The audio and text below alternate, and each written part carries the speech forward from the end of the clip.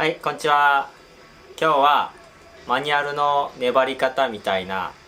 ハウツーをやっていきたいと思います。まずは自分がどれだけマニュアルをできるのかチャレンジしてみたので見てください。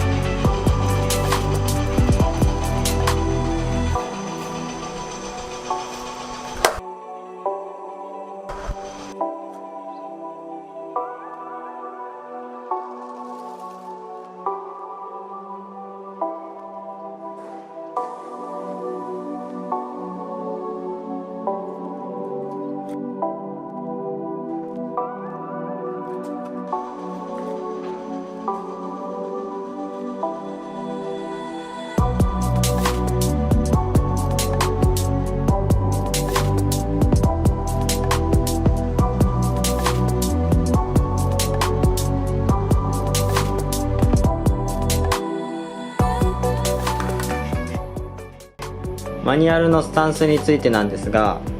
前足は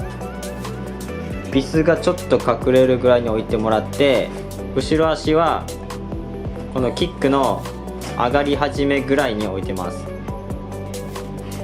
端っこに置くと上げやすいんですけど、ちょっと安定感がなくなっちゃうので、できるだけ内側に置いてもらってやってます。この安定するポイントは人それぞれ違うので、自分で少しずつスタンスをずらしながら練習してみて、バッチシくるポイントがあると思うので、それは練習次第で自分で見つけてみてください。重心の位置はだいたい真ん中ぐらい意識するんですが、マニュアルの時はちょっとだけこの足と足のど真ん中ぐらいを意識して自分はやってます。上げ方は重心をちゃんと真ん中の方に残してあげて、テール足の膝を落としてあげて、こんな感じで上げてます。で、上半身の手も結構重要で、やっぱり開いた方がバランス取りやすいので、初心者は特にちゃんと開いて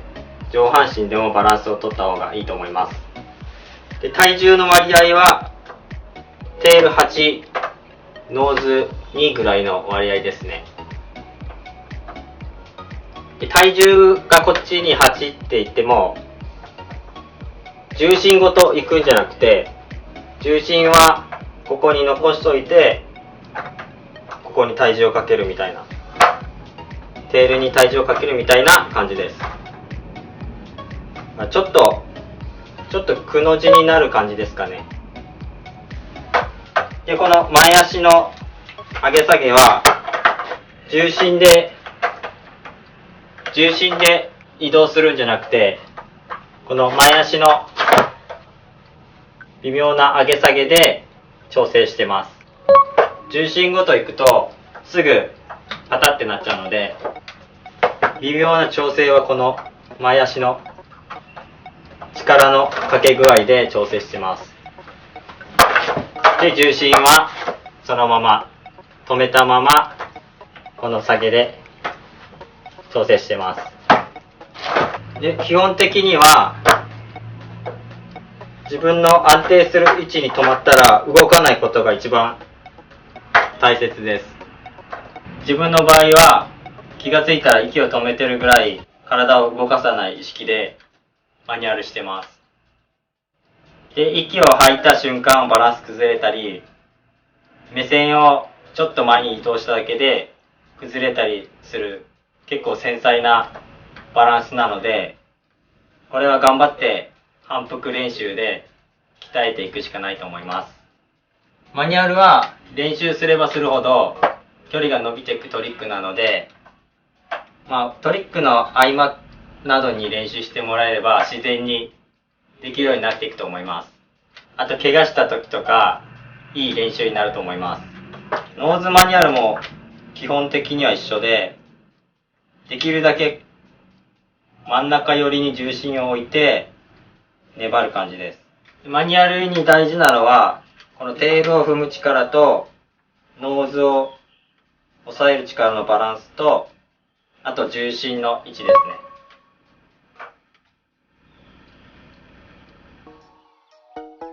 はい、これでマニュアルの粘り方のハウツーを終わりにしたいと思います。このポイントが知りたいみたいなことがあったら